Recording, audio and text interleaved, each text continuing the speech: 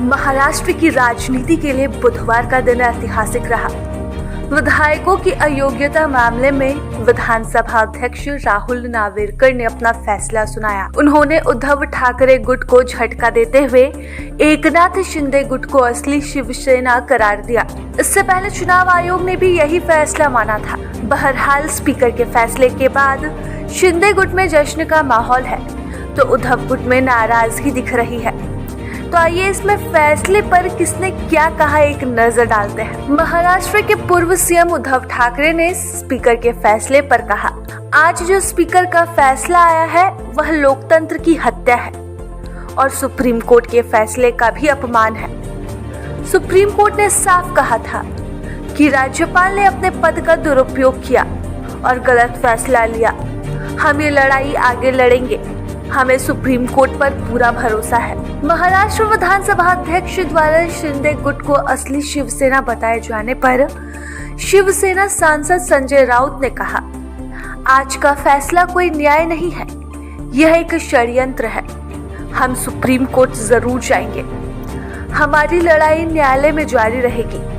संजय राउत ने फैसले को मैच फिक्सिंग बताया। वहीं शिवसेना सांसद प्रियंका चतुर्वेदी ने कहा, मैं बिल्कुल भी आश्चर्यचकित नहीं हूँ। हमने सुना था वही होता है जो मंजूर खुदा होता है। 2014 के बाद एक नई परंपरा शुरू हुई है, वही होता है जो मंजूर मोदी और अमित शाह होता है। यही हम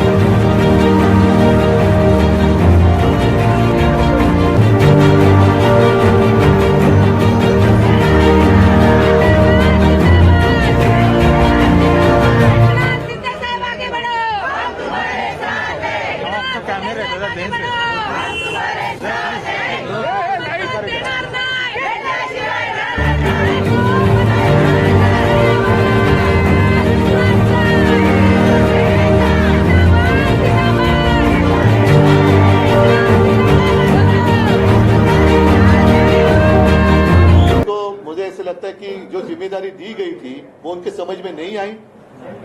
मामला सीधा था, डिस्क्वालिफिकेशन का था और इसलिए हम सुप्रीम कोर्ट में गए थे और सुप्रीम कोर्ट ने एक फ्रेमवर्क दिया था क्या होना चाहिए, कैसे होना चाहिए। और सुप्रीम कोर्ट ने हमारा व्हिप सुनील प्रभु और गुट का नेता अजय चौधरी, उसको उनकी जो हमने नियुक्ति की थी वो मान्य की थी।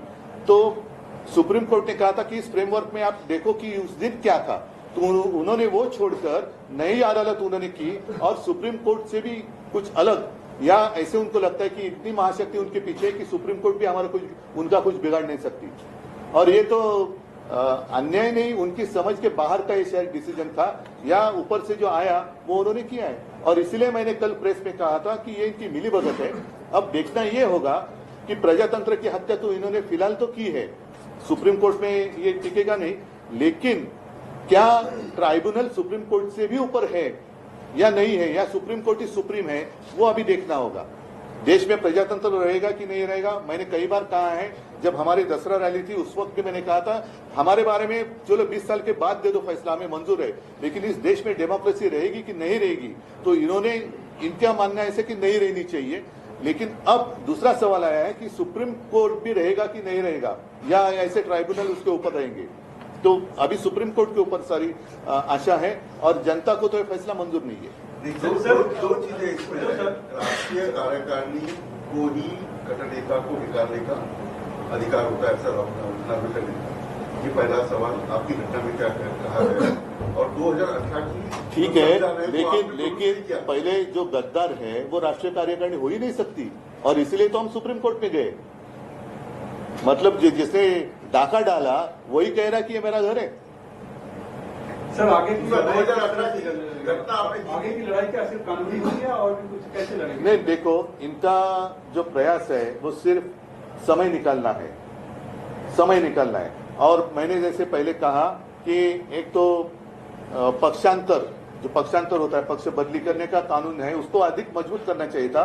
इन्होंने तो खुलेआम राजमार्ग बना दिया, क्योंकि इनको खुद का अनुभव है और शायद उनका ये सत्यमेव जयते है। आखिर सच्चाई की जीत हुई है, सच्चाई की जीत हुई है, लोकशाही की जीत हुई है और ये मेरिट पे रिजल्ट दिया हुआ है।